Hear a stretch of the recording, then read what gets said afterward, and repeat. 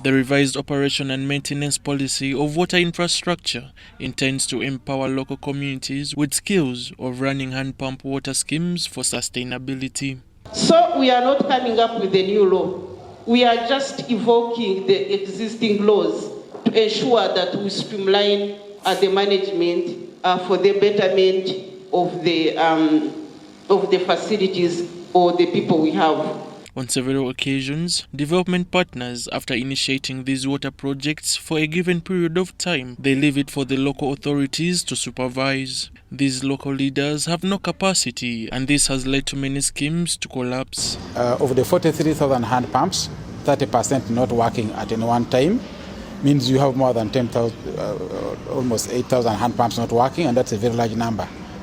And if you look at the population who are using these hand pumps, it is a very large population.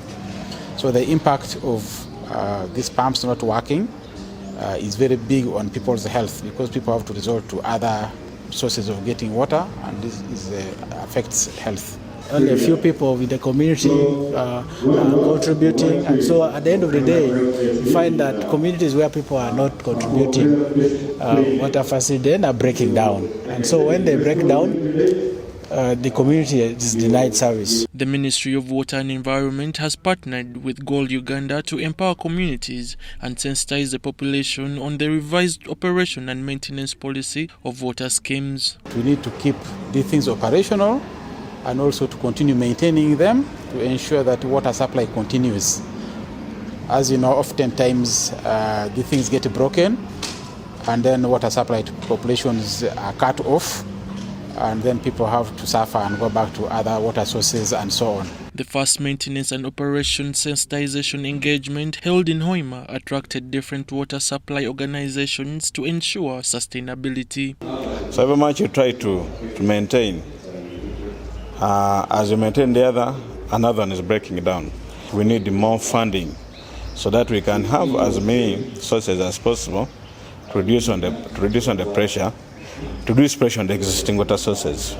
Follow-up, monitoring, and evaluation of these processes should be done periodically, and reports shared with us to help us get and understand the milestone we are covering, and then also be able to be supported to manage the gaps that would be existing. Stakeholders have tasked the ministry to ensure a community-based management system. It is very important for us as well to make sure that after we have constructed these things, we don't just leave them because at some point we know that they are going to fail.